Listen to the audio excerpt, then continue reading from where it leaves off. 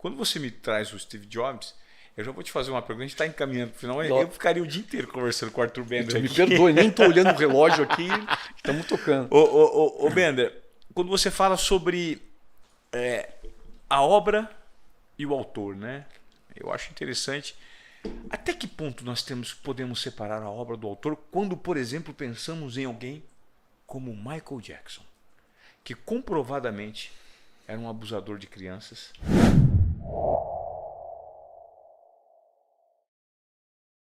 Hoje, olhando com a luz de hoje, né? Exatamente. Com a consciência que a gente tem, né? E foi um dos maiores gênios da música e da dança que o planeta Terra já viu.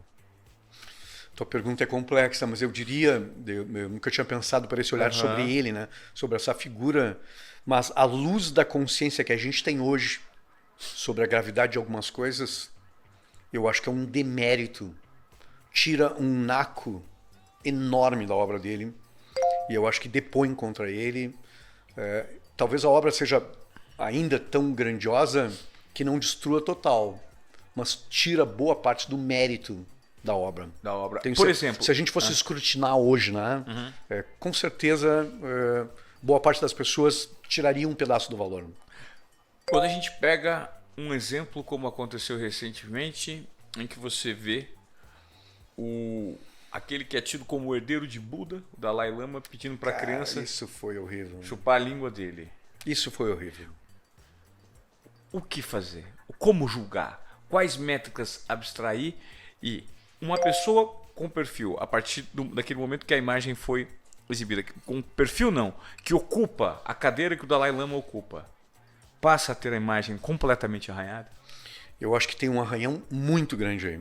Eu, assim, por curiosidade técnica, inclusive, cara, fui olhar muitos comentários das pessoas, né? Uma decepção muito grande, com uma atitude que tentou se justificar como cultural, né? Outra cultura, mas não é, né? A luz do mundo foi uma coisa. Acho que a mídia foi muito conivente em aliviar esse escândalo, né? Pela gravidade, foi muito pouco comentado pelo tamanho da gravidade, pela figura que pela respeitabilidade da figura, né? Mas eu acho que tem um abalo muito grande. Eu acho que tem alguns arranhões morais que o público não perdoa. Eu me dedico muito a entender fracassos de marcas pessoais, porque a gente tem que aprender com os fracassos também, de gente célebre. E observando, assim, pelo menos os fracassos de 20, 30 anos para cá, a gente vê que o público tem uma certa benevolência, tem um certo cuidado em destruir reputação, quando ele é fruto da incompetência, quando é fruto de um erro. Agora, quando é fruto de um desvio moral, as pessoas geralmente não perdoam. Interessante. Entende? As pessoas são muito mais pragmáticas, né? E muito mais fortes em culpar quando tem um desvio moral. Eu acho que a gente entra no campo do moral. E eu gosto muito da ideia que tem a ver com construção de marca pessoal, Ivan, é que em algum momento da vida a gente vai cair. A gente pode deslizar e cair, a gente pode dizer uma merda, a gente pode, num momento impensado, mas aqui vem a força das marcas pessoais, de construção de reputação, que é criar uma gordura moral, uma reserva moral para os tempos difíceis. Porque essa reputação, Ivan, te dá pelo menos o benefício da dúvida, num caso desses. Porque quando a gente tem boa reputação, as pessoas perguntam assim, será mesmo? Será que é verdade? Para aí, eu vou aprofundar melhor. Eu vou procurar entender os motivos, as razões. Agora, quando não tem reserva moral, eu não posso citar nomes aqui porque a gente já condena de cara. A gente escutou o highlight na internet ou na TV, a gente diz assim, tá aí. Era isso que ia acontecer. Eu sabia que ia acontecer. Geralmente a gente toma, porque não tem reserva moral. Então, a gestão de crise, que é uma coisa que apavora muitas pessoas, a gente não deveria acontecer a gestão de crise. A gestão de crise deveria ser pensada muito antes da crise.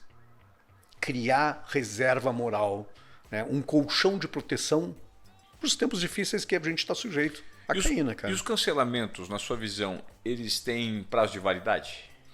Porque o que a gente nota é que, pegando outro exemplo da sociedade, até Guilherme de Pádua voltou a fazer sucesso na TV. Incrível. Né? Morreu recentemente. Mas voltou a ter holofote. Cancelamento tem prazo de validade? Eu acho que dependendo da gravidade, né? Dependendo do tempo, acho que o tempo influencia muito, por outros tantos escândalos aqui, que aquele lá fica minorado, né? Eu uso, e algumas pessoas têm, não é esse caso, né? Algumas pessoas têm reserva para voltar. Se eu pudesse citar um exemplo, William Vac. William Vac foi despedido da Globo, Sim. foi de certa forma cancelado e apedrejado pela mídia por uma frase racista num momento de infelicidade dele, mas eu acredito que ele tinha alguma reserva moral para as pessoas talvez não perdoarem, né? Mas minorarem um pouco isso e ele ser reconduzido. Agora, dependendo da gravidade, eu acho que a gente não volta. Legal. Dependendo da gravidade, tá? Ô Arthur, poxa, eu não sei, tem alguma pergunta que eu não te fiz que você gostaria de ter respondido? Porque eu acho que nosso papo foi tão legal, foi tão muito completo. legal, a gente falaria horas e horas aí, cara. Eu acho que tem uma coisa importante que depois... Tu iniciou falando uma coisa, eu ia falar e depois eu me perdi, que era quanto aquilo das pessoas que estão procurando o seu caminho hoje pode ser interessante. Sim.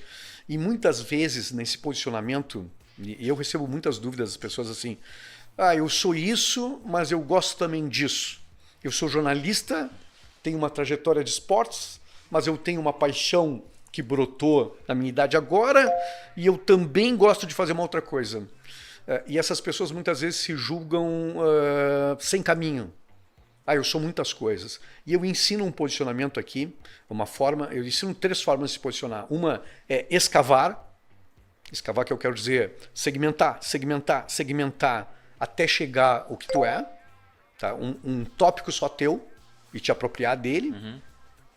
Escalar, que é sair de um nicho muito segmentado e levar para uma grande massa. Eu uso o exemplo do Joel J. O Joel J seria um nadador, um Bernardinho das piscinas, concorda? Terminou a carreira de nadador, vira técnico e vira o Bernardinho. E o curioso é que o Joel, ele é, para mim, o sucesso dele no que ele faz, ele é tão maior, relativizando, tá?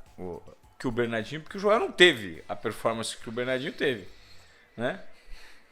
Como treinador, o Joel tem uma performance como treinador de pessoas, não de atletas. Perfeito, mas aí ele sai do nicho. Ele poderia ter virado o Bernardinho das piscinas, concorda? Sim. Seria o natural. Sim. Um nicho muito pequeno, né, cara? Muito pequeno. Ser técnico de nadador. Então ele sai do nicho pequeno, escala, leva para cima e vira um treinador de pessoas de alta performance. Então legitima o cara que luta por milésimos de segundo a vida inteira. É um cara capaz de me ensinar a crescer, né? Então, esses são 2. Mas o terceiro que eu te falo aqui, eu chamo de hifenização. Que é quando tu junta 3, 4 coisas desconexas e transforma numa coisa única. Sabe quando tu me disse aqui, eu não consigo me explicar? Isso é do caralho, sabe por quê? Porque quando a gente não consegue se explicar, certamente tu tem um oceano azul.